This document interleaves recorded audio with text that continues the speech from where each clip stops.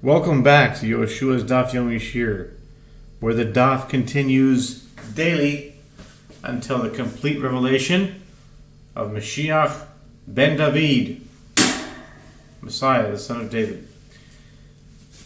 And we are continuing in Daf 118, Kufir Ches, on the Beis, top of the page, side B, the very top of the line with the word Ve'ema. The Gemara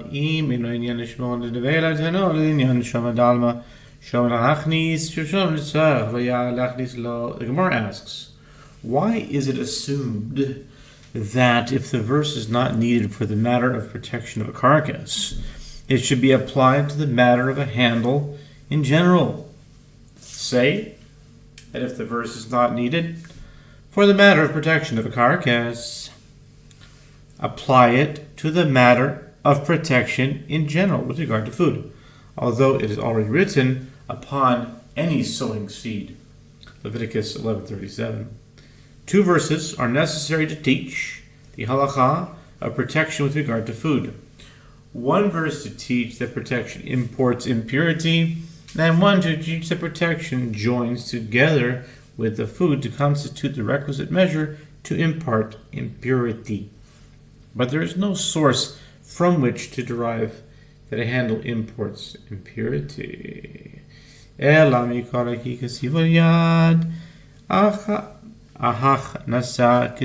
Gemara answers, the halacha that a handle imports impurity is not derived from the superfluous verse written with regard to the impurity of a carcass. Rather, it is necessary to return to the explanation that was initially proposed, meaning that it is written with regard to the impurity of food, it is impure for you, Leviticus 11:38, from which it is derived that any part needed for your use of the food imparts impurity, including handles.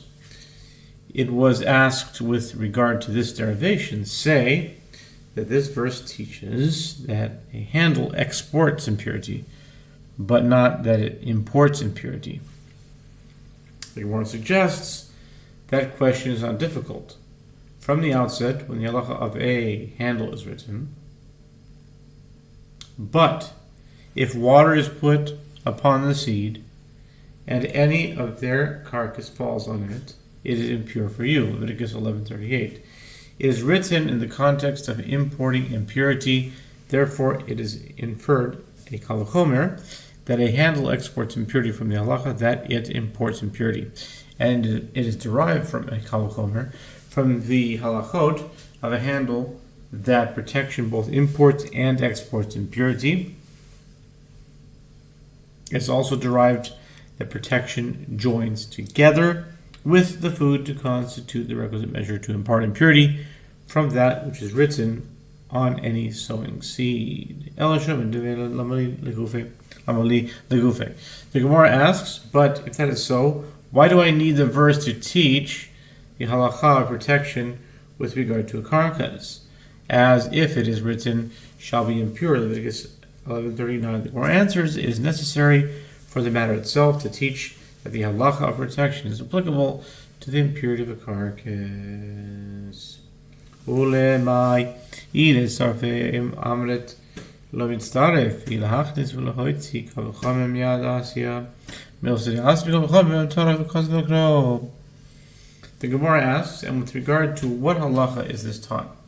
If it teaches that protection joins together with the carcass to constitute the requisite measure to impart impurity, you said in the Mishnah that protection does not join together with the carcass to constitute the requisite measure to impart impurity. If it teaches that protection imports and exports the impurity of a carcass, it is not necessary for the verse to teach this halacha, because it is inferred a kal v'chomer from the halacha of a handle. The Gemara answers, sometimes there is a matter that could be inferred from a kal v'chomer, and the verse nevertheless takes the trouble and writes it explicitly. The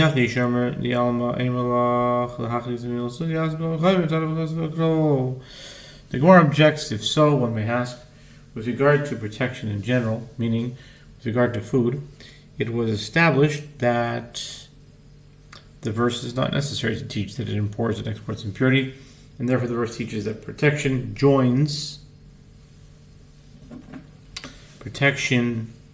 together with the food to constitute the requisite measure to impart impurity.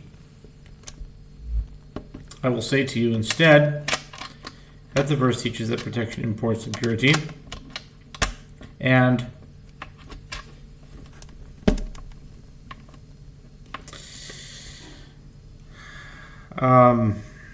where was I? If so, the Gemara objects. Let's go to the first part of the paragraph. The Gemara objects. If so, one may ask, with regard to protection in general, with regard to food, meaning with regard to food, it was established that the verse is not necessary to teach that it imports and exports impurity, and therefore the verse teaches that protection joins together with food to constitute the requisite measure to impart impurity. I will say to you instead that the verse teaches that protection imports impurity, and the reason that the verse teaches this halacha, even though it could have inferred a kal v'chomer, is because sometimes there's a matter that could be inferred through kal v'chomer, and the verse nevertheless takes the trouble and writes it explicitly. Okay? The Gemara answers, where it is possible to interpret the verse in a manner that a novelty is derived, we interpret it in such a manner, and do not maintain that the verse teaches that we could be inferred that which could be inferred through a kal v'chomer. Rav Chaviva Amar Shani Shomer Nevela Kevan Nemasa Yad Ka'avid Ayad Shadin Le. The Gemara returns to the previous proposals to derive that a handle imports impurity from the verse concerning protection of a carcass, based on the reasoning that if the verse is not needed for the matter of protection of a carcass, it should be applied to the matter of a handle in general. Previously, the Gemara challenged this derivation. If the verse is not needed for the matter of protection for the impurity of carcass, it should be applied to the matter of protection in general. Rav Chaviva said in response, the halacha of protection of a carcass is different because it imports and exports impurity, but does not join together with the carcass to constitute the requisite measure to impart impurity. Since the protection serves as a handle in that it only imports and exports impurity, we apply its novelty to the halachot of a handle and not to the halachot of protection. Okay? Maskif lo Rabbi Yehuda bar Yishmael. Maskif lo Ma Yehuda bar Yishmael. La la la la la la la la la. Maskif lo Rabbi Yehuda bar Yishmael. Haditznan Hapit Mashal Rimon Mitzaref V'hine Hanetz Shelo En Mitzaref. Previously, it was derived that protection joins with the food to constitute the requisite measure to impart impurity from that which is written on any sowing seed that is sown. Leviticus 11:37, indicating that the entire seed is susceptible to ritual impurity when it is in a state where it is typical for people to take it out to the field for sowing, for example, wheat and barley in their shells. Rabbi Yehuda bar Yishmael objects to this from that which we learned in a Mishnah in Oketzin 2:3, the protrusion of a pomegranate joined together with the pomegranate to constitute the measure of an egg bulk that is required to impart impurity because it provides protection for the fruit. But its flour does not join together with the pomegranate in that regard because it does not provide protection for the fruit, rather it provides protection for the protection of the fruit. Rabbi Yehuda bar Yishmael asks, and why does the protrusion join together with the pomegranate to constitute an egg bulk? Read here that the verse states, on any sowing seed, indicating that the entire seed is susceptible to ritual impurity when it is in a state where it is typically taken out to the field for sowing. Pomegranates are not typically taken out to the field for sowing with their protrusions, since they are usually planted in the field as seedlings.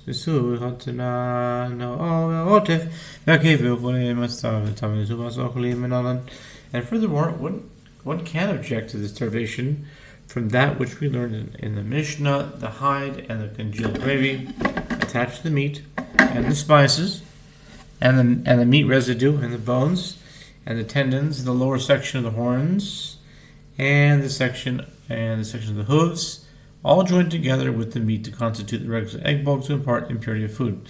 From where do we derive that these protections, although they are not sewn together with the food, joined together with the food to constitute requisite measure to impart impurity?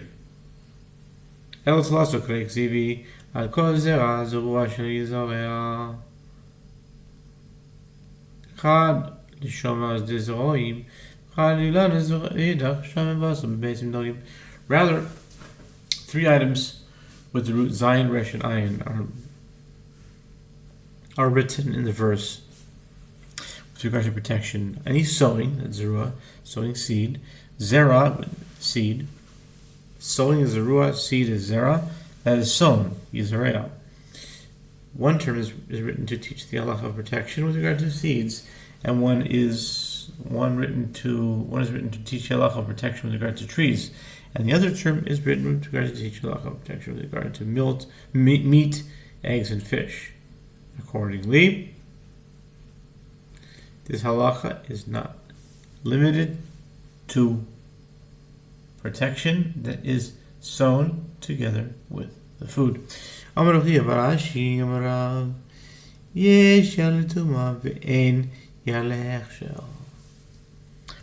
Since, it is written, and if anything falls upon their carcass, upon any sowing seed that is sown, it is pure. But if water is put on upon the seed, and if any of the carcass falls on it, it is impure to you. Leviticus 11:37-38.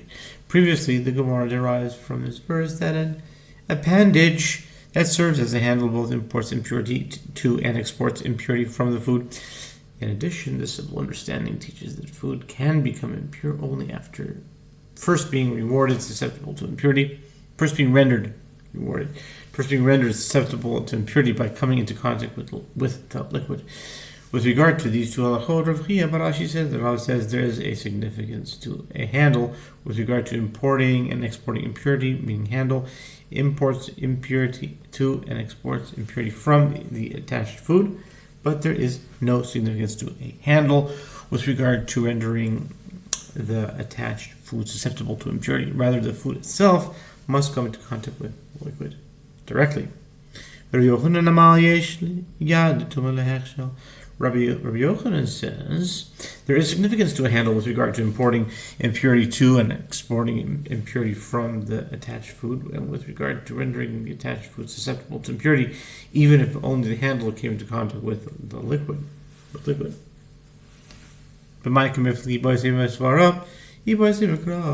Gemara clarifies with regard to what Rav and Rabbi Yochanan disagree. If you wish, say that they disagree with regard to a logical agreement. If you wish, say that they disagree with regard to the interpretation of a verse. The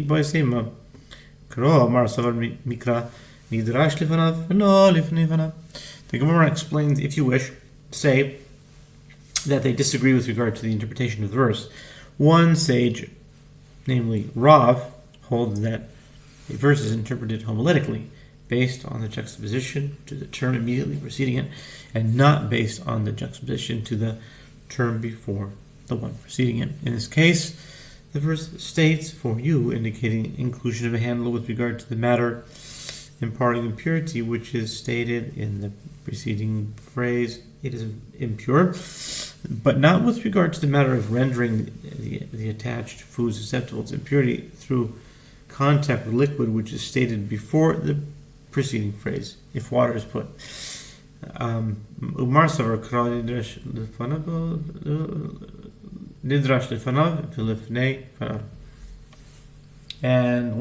Yochanan, holds that a verse is interpreted homiletically based on juxtaposition of the term immediately preceding it, as well as to the term before the one preceding it. Therefore, he maintains that the handle can also render the attached food susceptible to impurity.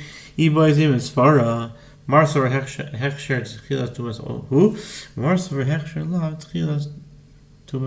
wish to say that they disagree with regards to a logical argument, one sage, Rabbi Yochanan, holds that rendering food susceptible to impurity in the initial stages of the process of imparting impurity to it.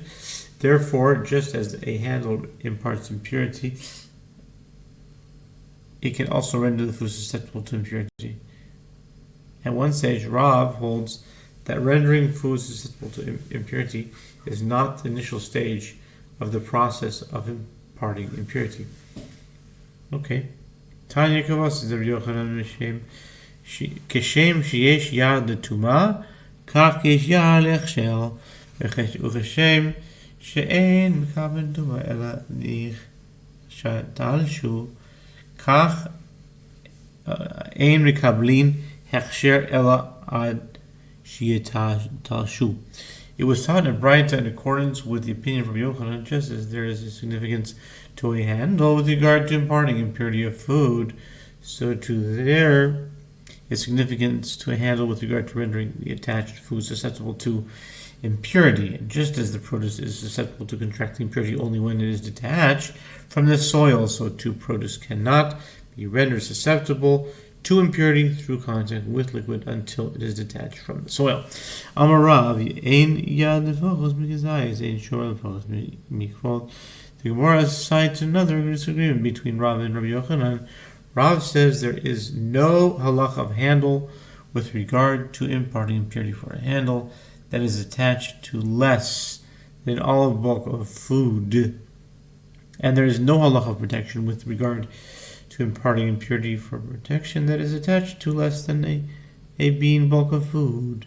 In addition, the protection does not join together with the food to constitute the measure of an egg bulk required to impart the impurity of food. Required to impart the impurity of food. And Rabbi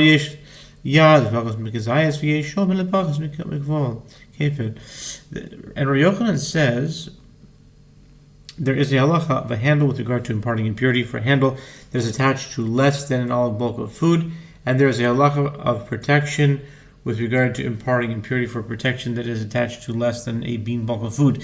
In addition, it joins together with the food to constitute the measure of an egg bulk required to impart the impurity of food.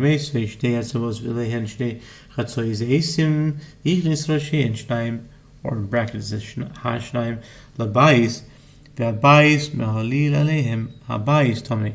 The Gemara raises an objection to the opinions of both Rav and Rabbi Huda from that which is taught in his Seftet Ohalot 4:8 in the case of two bones that have two brushes and an olive bulk of flesh of a dead person among them. Meaning half of an olive bulk of flesh is attached to one end of each bone, and we placed the ends of the earth. The ends of the earth, and placed the ends of both bones that are not directly attached to the finish inside the house. Attached to the flesh inside the house. So let's go over it again. Half an olive bulk of flesh is attached to one end of each bone. And in one place, the ends of both bones that are not directly attached to the flesh inside a house, in such a manner that the house overlies overlies those ends, and the bones are not the ends of the bones attached to the body, is omitted as through the house overlaying the flesh itself, and the house is impure. Yehuda ben Nikosa Amar Mishum Rabbi Yaakov Hayach Shnei Mashiach. Hayach Shnei Atzamos Mitzarfin Lekazayis. Yaakov ben Nikosa says the name of Rabbi Yaakov.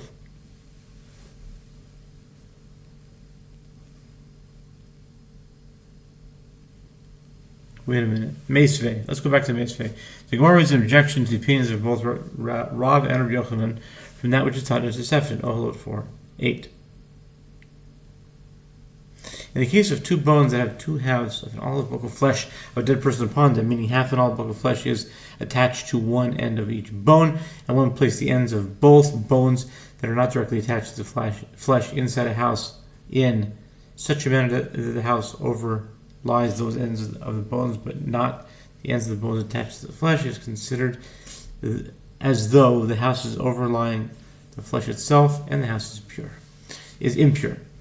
Yehuda ben Nekosa Omer Mishum Rabbi Yaakov Hayach Shnei Atzamos Mitzarfin L'Zayis. Yehuda ben Nekosa says in the name of Rabbi Yaakov, how can two bones join together to constitute an olive bulk if the flesh attached to each bone is less than the measure of an olive bulk?